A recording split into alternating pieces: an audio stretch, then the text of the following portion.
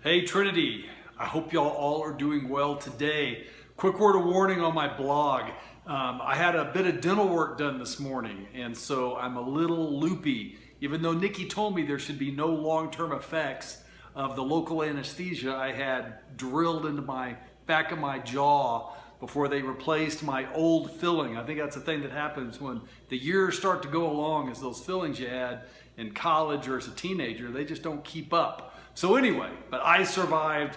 Really great people there at the dentist. If you hear a hum behind me, that's because I am in our kitchen here at the church, one of the many great resources that we're blessed to have here at Trinity. And right behind me is the hidden nerve center of everything that happens here at Trinity, especially on Sundays. And that, of course, is the industrial quality coffee machine. Anyway, guys, a few things I want to share with you today. First of all, I hope to see you Sunday. I'm continuing on actually part 2 in my message on generosity that's part of this larger discussion we've been having of things that Jesus followers do and why they matter. What are the biblical underpinnings of these different things that we do as the church? And one of the things that we do and that we teach is to be generous. And part of that is supporting the ministry of the church as well. But Sunday, Friday, 2 days from now, what we're going to be doing is I'm titling my sermon, Giving, Dispelling Myths and Getting Healthy.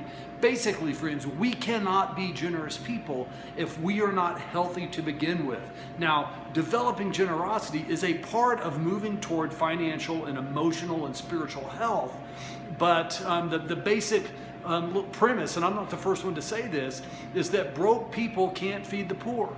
God needs us, God calls us to be healthy financially, spiritually, emotionally, so that out of the overflow of our life that God pours into us, we are able to be generous people. That's what we're going to be talking about on Sunday. So I hope that you're here. Also, near the end of my message itself is going to be a little shorter, and we're going to spend some time at the end of my message in prayer, praying for God's leadership, for us to have a desire to follow Him as a church, as we look at where we're going, some of the big decisions in front of us. I mentioned in my last blog, I mentioned it here at church on Sunday, that on Monday the 29th at 6 o'clock, from 6 o'clock to 8 o'clock, with a light dinner at 5:30 here at the church, Monday, February the 29th, we're going to have a church meeting where we'll be, as myself and our church leadership team, laying out before you guys to get your input and for us to pray together and to talk about some of these big decisions that we have in front of us as a church. One of them is looking at our church finances. We haven't done that yet this year, so we're going to be doing that, but that's not the whole meeting.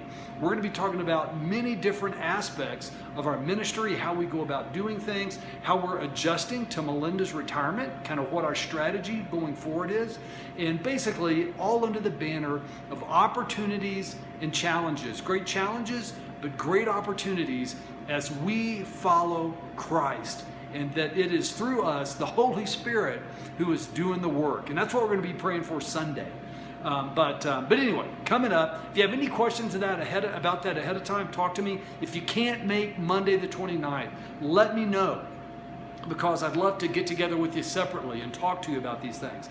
Last thought on this: if you're able to let us know if you're able to attend on Monday, for the light dinner specifically, if you're planning on having the light dinner on Monday, it would be helpful if you let us know. If a majority of you do that, that just helps us be efficient with the food that we prepare.